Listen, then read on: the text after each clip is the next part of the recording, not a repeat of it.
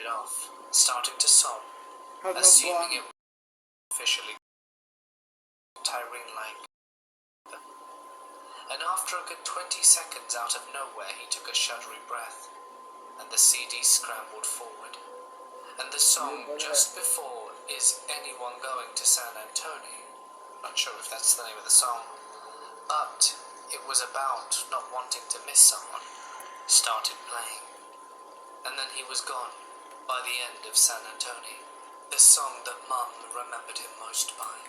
Tyrene mentioned odd things happen more often than not as a person finally passes.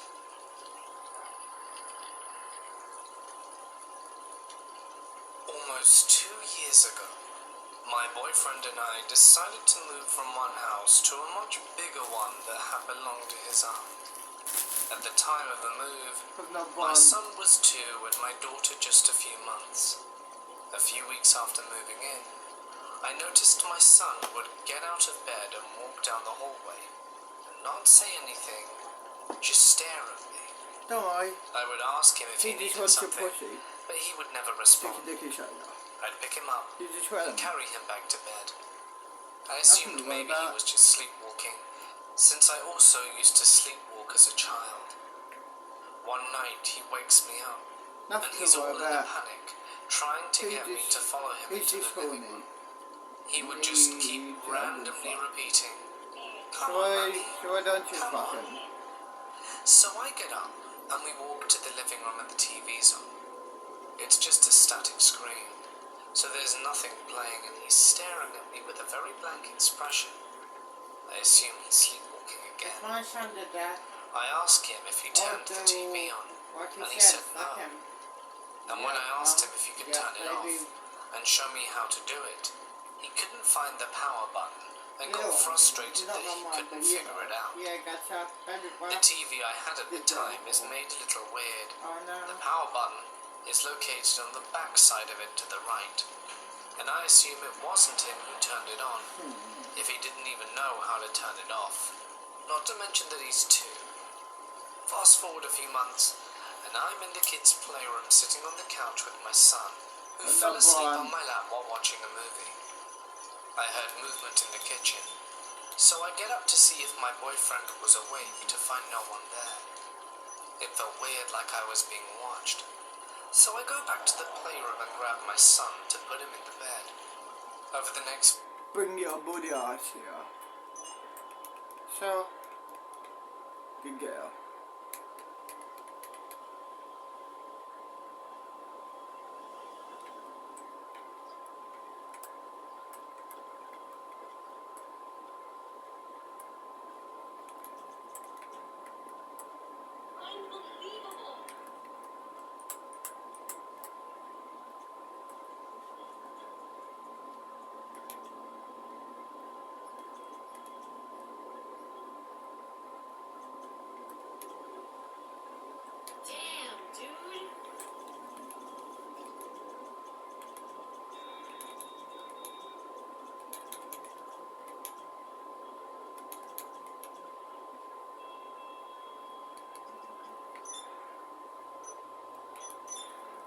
Few weeks, I keep hearing people walking when no one is awake.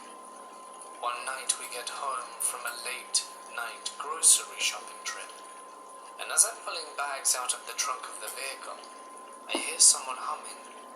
So I look around my yard to see if anyone is around or out for a late night stroll, which wouldn't make sense since I live on a random back road surrounded by woods. I walk around to the backyard and still see nothing. One week, my boyfriend's dad and stepmother decide to come and stay with us for a few days to visit. The first few nights, they were here and everything was normal. But then one night, something kind of weird happened. My daughter was being extremely grouchy and absolutely refusing to go to bed. So I'm up with her in the living room at 12, trying to rock her to sleep, and everyone else is already in bed. I finally get her to pass out at 1:30, lay her down and get myself in the bed. I climb under the comforter and pull out my phone to scroll through the internet. hear something like someone crawling into my room on the floor around my bed, and over to my boyfriend's side where he's asleep. I'm a little creeped out, because I know it's not my daughter. She can't get out of the crib on her own. Then I think maybe my son is up, trying to sneak out of bed, but I'm still too nervous to look over there. So I get up and walk out the room to peek in on my daughter, and make sure she's still asleep, and then go down the hall to my son's room to see if he is still soundly asleep in bed.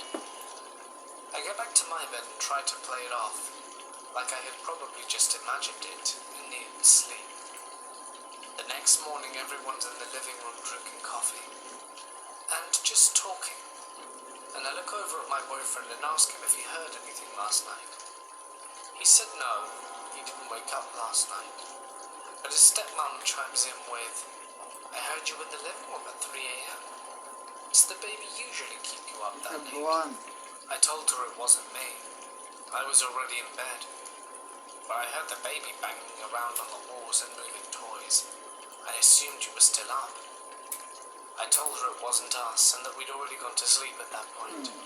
And now, currently, I keep having the dreams of myself laying in bed at night, and a figure of someone just walking in the room and standing over me, only to wake up and realise it was a dream. Discomfort for sure, and I don't really have anyone to discuss this with, nor do my boyfriend's family have a belief in the paranormal. But I just really want to speak about it with someone, because it looks like I'm crazy.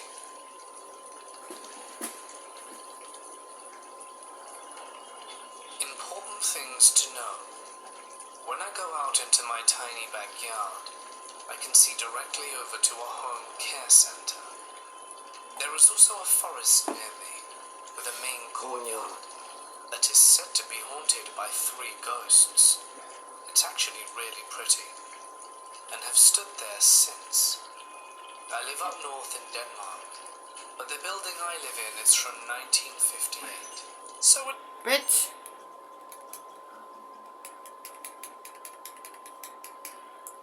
Take a picture of me, huh?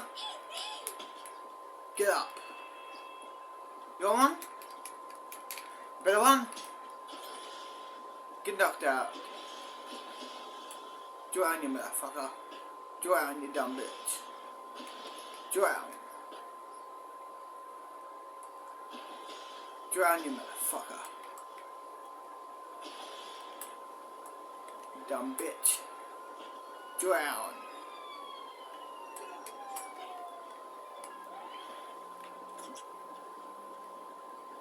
Get the fuck out of here. Get out of here.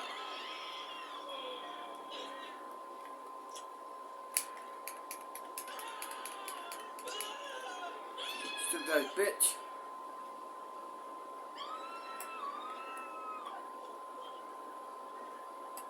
Oh shit. Get out the fuck out of your house. It is what it is. Yep. I'll see you when I'm back at the whole house, I guess. Better get the fuck out of it. There's too much dead bodies. The cops are gonna be here any minute. Fuck, I'll see you when I'm at the whole house. Well, here we are back at your house. Yep. Let's go check the back.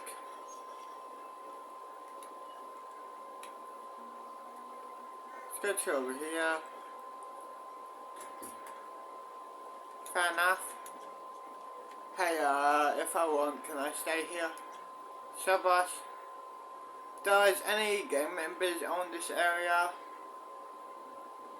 No, besides that gang up there, what you wipe out. So, that gang owns all this area? Yeah? And you wipe them out pretty much? Cool, gang gang. Well, shit.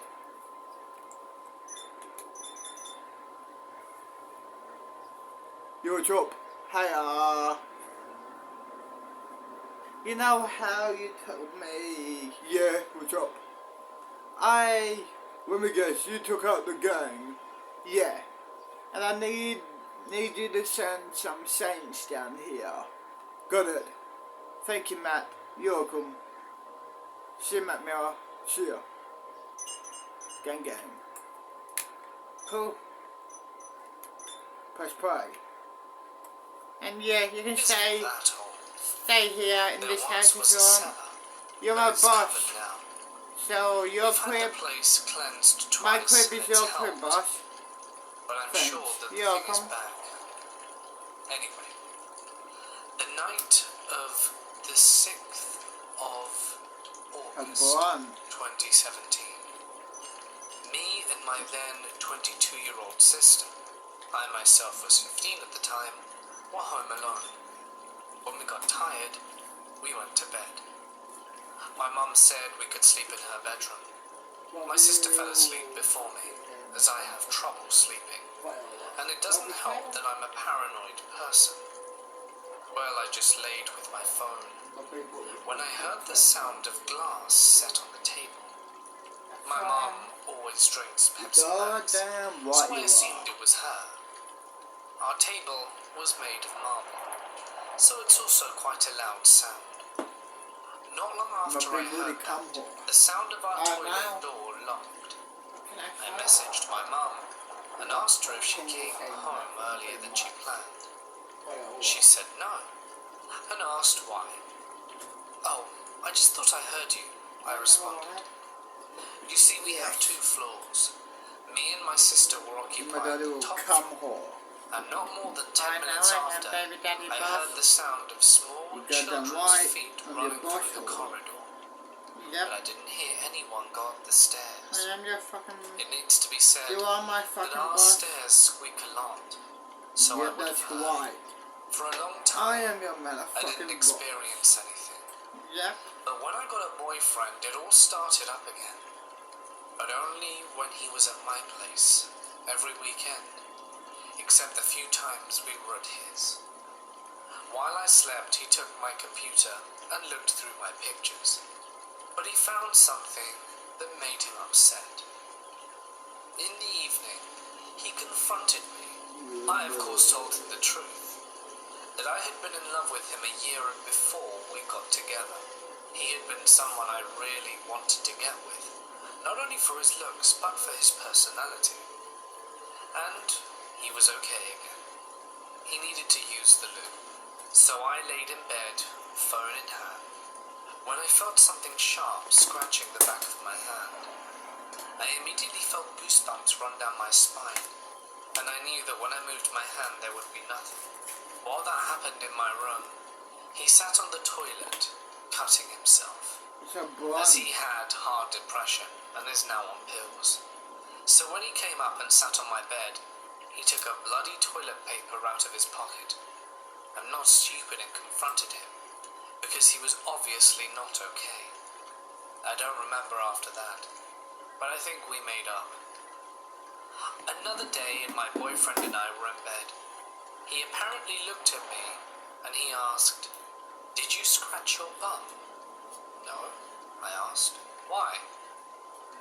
"You see, you've got a massive scratch mark."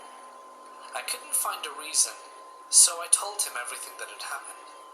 He himself didn't believe in ghosts, but he said he gets extremely depressed when at my place, and he also felt a very weird feeling. I told my mum everything that happened, and after she didn't want me sleeping up there alone, so she made me sleep in the living room with her. After many days of sleeping in the living room, I wanted to sleep upstairs. Once again, I had the bare feet, but said screw it and tried to sleep.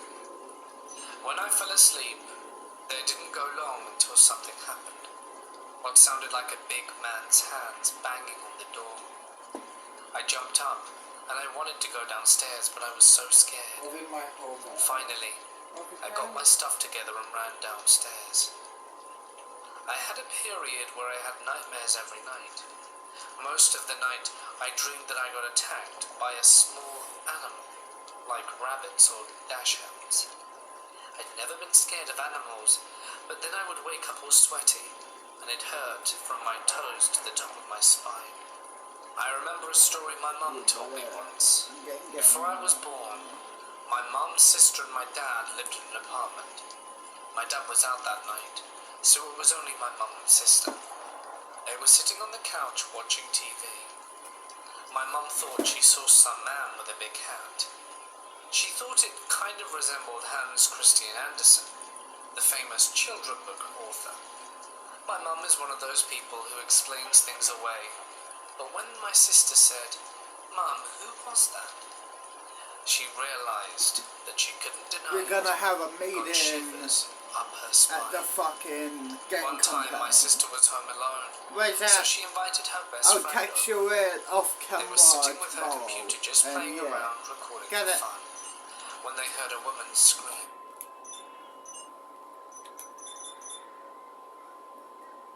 Yo, what's up, boss? Hey, Jono, tell the gang, tomorrow we're having a meeting. Got it? Cool. See you, Jono. See you, boss. Okay? Press play. And it couldn't be outside. My sister said it came from the bathroom. They were scared, so they ran to my sister's room. And I don't know when this happened, but when they came back, a picture of my sister was on the floor and the glass was broken. My sister walked over to the computer, and they got it all on video. When she wanted to show my mum the screen was broken, we had 3 computers unexplainably break. I remember one time when I was sitting on my couch. My mum always sits between our couch and table, so I was sitting/laying behind my mum on my phone, when I heard a low crawl in front of me. I looked up and saw a shadow. Actually, I'll drive you there off camera. As soon as I Cool. looked up, I'll it disappeared. get my contact to drop me off a car. The You know, get apartment I someone was to drop talking me off a about where car. my mum and Okay. sister and dad lived before So I was yeah, born. I'll drive you up there off In camera. this place, Oh, thank you. there was You're some welcome. creepy stuff happening too. There was I'm once a gonna stay at your postman house for the who was night. an alcoholic. Then off Who camera, decided to end his we'll go life by there. hanging himself in my then sister's the room. camera's with me that stay. When she was Cool. around 4 or 5 years old, almost every night, the postman would come I to know her what my room and baby speak whole with way her. over.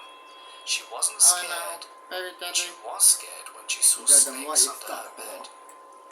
One of my friends was watching over my dog, and when I got home, he told me that a male voice was talking upstairs. Oh, I know, I asked if it could be the neighbour, but he told me the dogs reached, so it couldn't have been the neighbours. I don't remember everything, but it's certainly been a strange collection of paranormal events happening to me and my family for a long time. We are a good many miles outside of town. His family owned a huge plot of land, and his neighbours had also given his family permission to roam their land, adding up to hundreds of acres. We had been close since elementary school, and had an interesting dynamic, like none of it had happened. Many years later, we rounded up a group of friends and hopped on an ATV to return to the structure. We rode the entire length of the stream and found many campsites, but never again did we find that Viola, building. It do you simply smoke was weed? not where it should Of have been. course. I Cool. don't know how to explain What about the story, smoke? Yes. but I know it's kept me Cool. up many a night. Here's a Has joint of anyone smoke. else had this sort of thing Keep happen? couple nugs. Or Keep this perhaps water. I will an spare. explanation? Thanks. You're welcome. So joint. I work night shift in a hospital as a caregiver. So joint. Part of Joint my now. job Better entails smoke. watching Yep, over down far. disoriented Yep. and confused patients, and ones that are approaching death. I am working in the medical ward, so we have a lot of elderly patients with dementia and/or Alzheimer's. A few nights ago, we admitted a very tiny old lady of 91 with pneumonia. She is completely blind, but totally mobile, and her mind is still crystal clear. She used to be an English teacher, and her whole personality and the way she speaks, as well as her vocabulary and pronunciation, attests to that. A very stubborn, independent, and strong-willed lady. I was assigned to take care of her for the night, as she was not familiar with the layout of the room and would walk into things, trying to find the bathroom and possibly injure herself. It went well for the first few hours. We chatted about stuff until about 11, when I said she must try to get some sleep. I'm sitting right by her side, and she can just say if she needs anything. She agrees, turns over and makes herself comfortable. After a while she's fiddling with the blankets and being restless, I lean over to her to switch on the dim bedside light to see how I can help her. When she says to me, "Oh, you have the most beautiful blue eyes." While I'm trying to figure out how this blind lady knows I have blue eyes and how to respond, she continues, "Now while you're up, please get an extra blanket for the little boy that's sitting on my bed. His skin is cold as ice, as if there's nothing weird about it." I immediately felt a cold shiver down my back, and the hair on the back of my neck stood up. As if that wasn't enough, the call bell in the bathroom in the room started ringing without anyone being there. I switched the bell off and told her that I would be back now with a blanket, and went to ask a colleague to relieve me and take a blanket in. Everything, I'm sure, can be rationally explained away. But as I'm fascinated by the paranormal, I found this experience chilling and wanted to share it. Lots of weird stuff happens at the hospital, especially at night, and it's easy to get creeped out when alone in the dark with a dying or disoriented patient.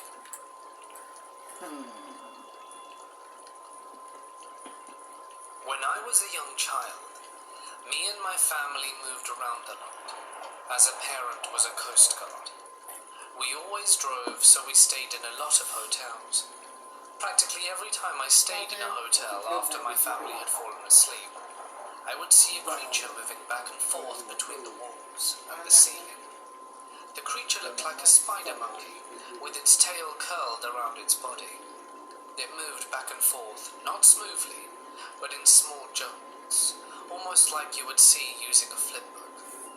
I was a bit intimidated by it, but was never stricken with fear. I saw it from as young as I can remember until age 10, and after that it just stopped. A rational adult mind tells me that my imagination as a child ran away with me. I tell myself that I expected to see the creature, and that's why I did so often.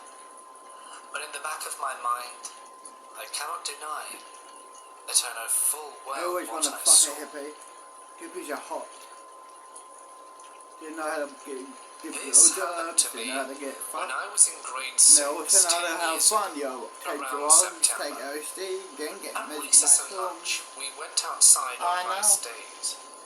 The schoolyard consisted of 2 You do playgrounds, know a how to soccer have fun. field, and a baseball field Yep, surrounded you by a hip-hop. wooded area. I know, baby. You were not supposed to go into the woods, but there were a few monitors out keeping an eye on.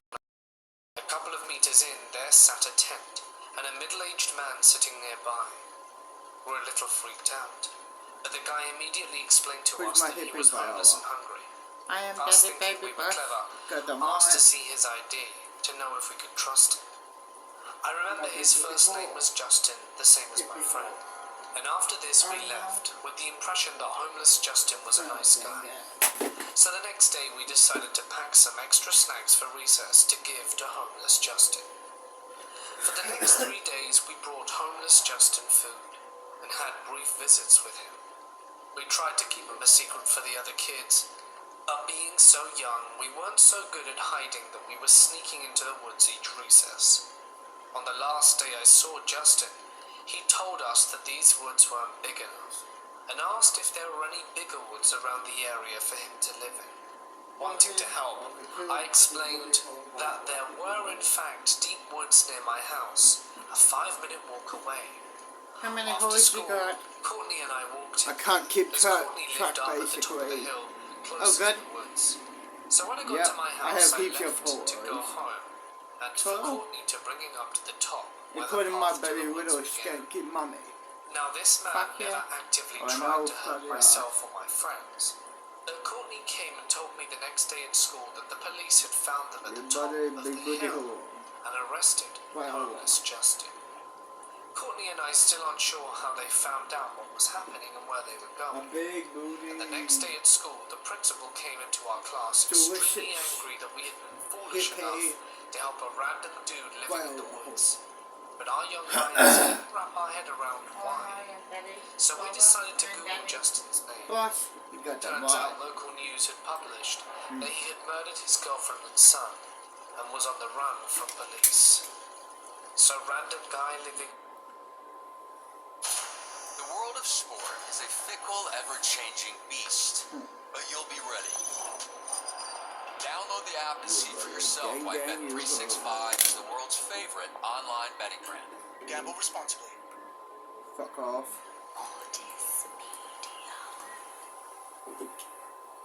Gang gang. Good evening all and welcome. The Mortis Media app is finally out for people on Android, and for everyone else on Apple, it will be out very soon. This is what it looks like. You can select the type of story you want. Fuck off.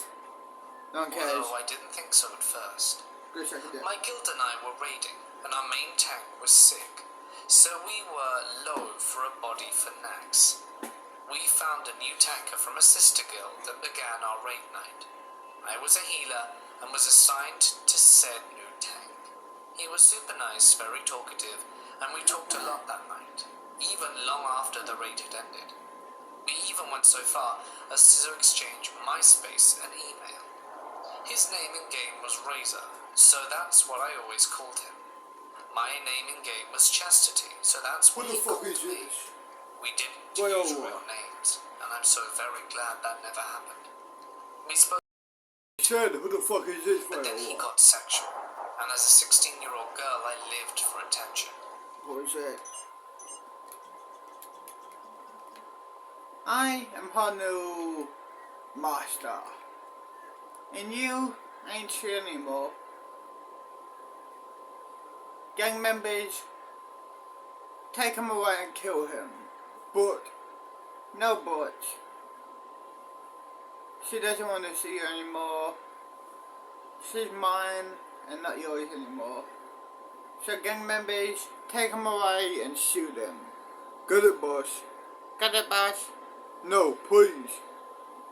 Too late. Poor guy. Thank you. You're welcome, baby whore.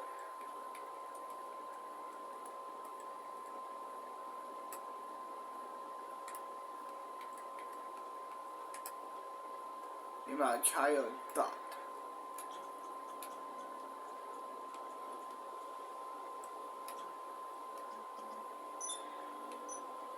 My baby will come home. Then his emails got Yes, I slightly sure am, violent. baby. One incident in particular I remember was an email he I sent owe you where he my told wife me in for graphic saving- detail for how saving much he me. would like You got them to right. have me. And stupidly, even after reading that, I still spoke to him. It Love was you, Master Boss. extremely graphic. Please. One day after Just walking call me my my dog real through the name. park, I returned home What's your to the real front name, Dan? waiting off the hook. No one was home, which was normal as both my parents worked a lot. Isaac. I answered it. And it was Okay, him. Isaac. The first Cool. thing he said was, "I saw you today. You're so cute." I'm talking out character. I forgot his name. If I remember his name in the future, I'll change it back. But for now, he's going to be called Isaac. He's still the same character, yada. But the only difference is his name is Isaac. He's still 15, still the Saints boss, shit like that. Still got a school, whatever the fuck he wants to do. But the only difference is his name is Isaac for now. Until I remember his actual name. Okay, 3, 2, 1, go. He described my dog, everything, what I was wearing, and even my makeup. Why didn't you say hi? Oh, I didn't want to scare you. You know me, if you saw me, I have a lot of scars, mostly on my neck. Even back then in my stupidity, I started to get scared. Yeah, from what? from glass. All I remember him next saying was, "Can I come in?" I slammed the phone down, grabbed two of the biggest knives in the kitchen. I put grabbed on your my pants, dog, a what did you 200-pound get Saint Bernard, and hauled her into my room. I I would barricaded my tell, door, if I was her, heard I would someone put on my pants pounding the straight front here. door. The pounding continued for what seemed like hours until Come and it show me, got dark. Daddy. You got I the jumped right, at you will, every you single whore. noise I heard until my Oh, I mum know I called will. I never answered any more of his phone calls or emails after that, though he sent tons Oh, I and know. emailed me several hundred times a day. I'm so glad I never opened that door. You're a bitch, you know that. You're a pussy. I attend know a she relatively is. small Christian college. This college has Christian a very old, very large library ain't which shit. I work at. I've been working at it going on about a year. So I've been here late at night and such. Now, despite being a Christian, I am rather skeptical in regards to spirits and ghosts. But I believe they are tricks of the mind.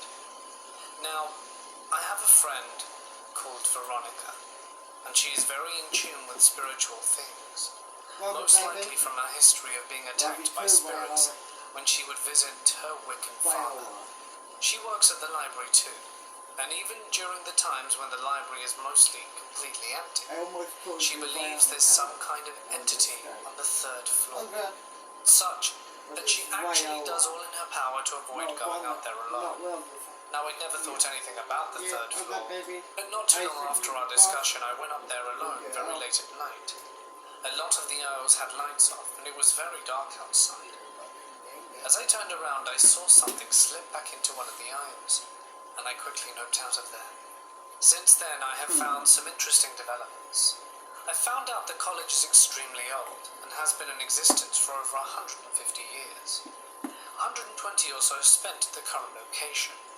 It also retains very old buildings, some being over a century old.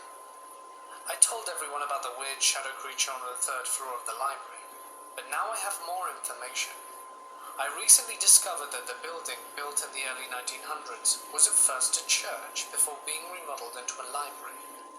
This goes towards the history of the building. Next, I had another encounter.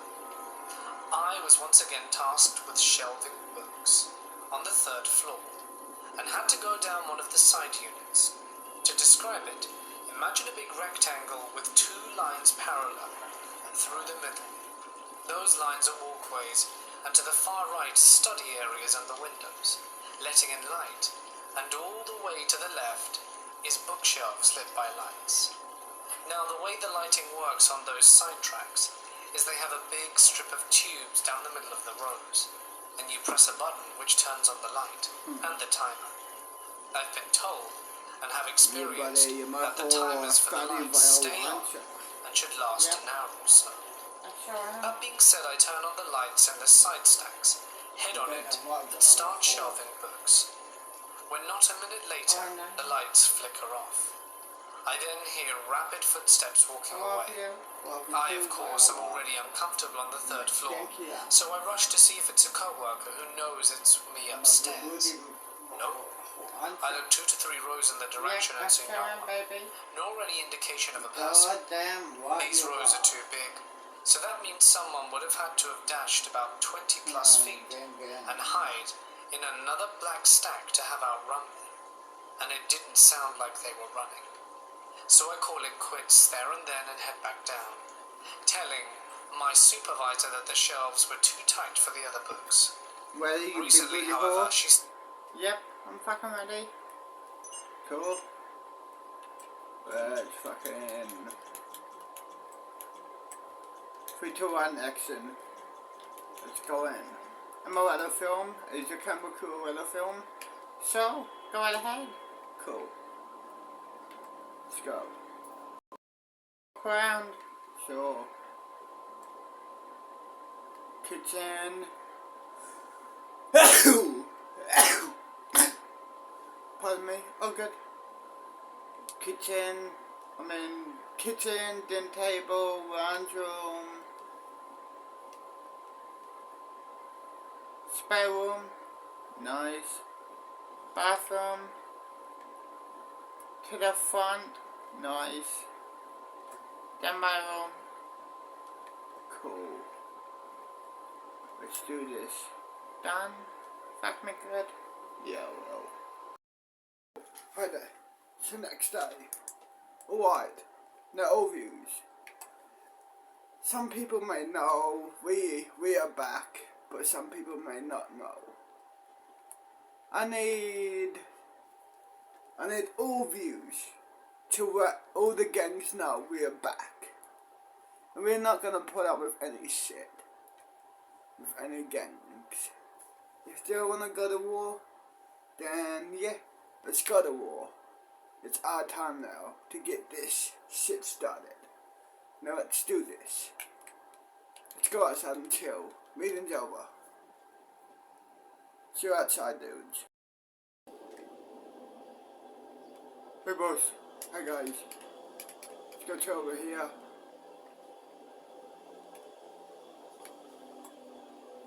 It's our time now.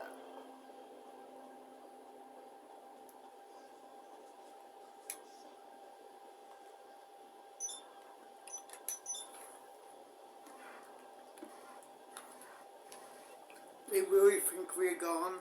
No. That's not why. But enough to knock one of the boxes on the porch. It was like someone had deliberately pulled it all the way back and thrust it forwards to the rocks as violently as possible. I didn't hesitate. I just ran and noted it. I'm not staying after that. Another time I had a parcel for them, and I almost wrote it up out of protest. But I called again and was asked to leave it on the chair. This is the time I noticed that it felt like no one was there. I'd been there a dozen times by that point, and I remember standing on the top of the hill by the gate just peering around me like, where is everyone? According to their mail, there are at least a few children that live there, and when I was there that day it was the middle of summer. Why weren't the kids home playing outside? Why didn't I ever see anyone? The second and third house are a bit far away from the first house. It'd be about a 5-minute walk, I think, to get to them. But you could see them pretty well. Curtains always open, but I never see anyone inside. The fourth house is the furthest away at the top hill. They have built a big picture window facing the gate. It too always has the curtains open, but I've never seen anyone there. Weirdest of all, their vehicles are always there. They never move. They are 2 old trucks, an SUV relatively newish, and an old station wagon. The wagon looks run down, but the others look like they're taken care of and always clean. This other time I had a parcel and noticed no one was ever around. I got curious and phoned the woman. I always do when bringing parcels. I figured I'd just tell her I was making sure someone would be back soon to get the parcel, as there is a lot of theft out there. There usually is on more secluded routes. You'd be surprised how much more common it is out there than in the city. I heard a phone ringing in the house beside me. If I'm on the porch, I can peek into the window just behind the evil rocking chair.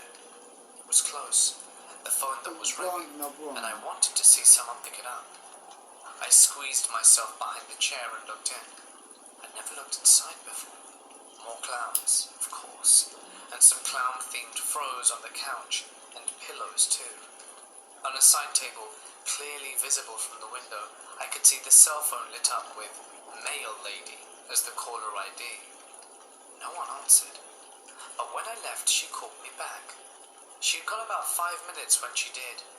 I just told her I wanted to be sure someone was home, and she said, "Someone is always here." According to Jim, he never saw anyone there either. The third and final most interesting thing to ever happen in the Bailey cluster was just last month.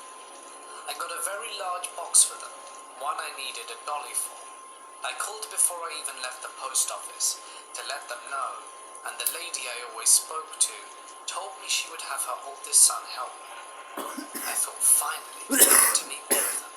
This ought to be good, right? I get there. It's my last package, and I was free to breeze through the final 50 or so boxes I have after them.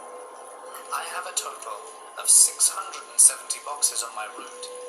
I go to the back, pull out the dolly, slide the box out onto it, and and start dragging it up the gate. I look around. No one met me, of course. The lady told me he'd be waiting for me on the porch of the first house. When he saw me, he'd come down to help. You could see the gate from the porch pretty well, but I could never really see my car from it, so I honked just in case he couldn't see me either. No one came down. I waited for about 5 minutes before saying screw it, I'm taking it up. I struggled up the hill with it. I didn't know what was in the box, but I'm pretty sure it weighed about 75 pounds. The post office have a 70-pound weight limit that a lot of companies try to stretch to 75 or 80. Usually they'd go to UPS, but sometimes they'd slip through the cracks and come by us. I get to the first house, and of course no one's there. I look around, and as usual I'm all alone with a bunch of clown dolls gaping at me. I wiggle the box up the chairs on the dolly and lean it against the railing next to the rocking chair. It's way too big to sit it on, and I head down to my car. That's when I hear a "thank you" from behind me. It's a man's voice. I quickly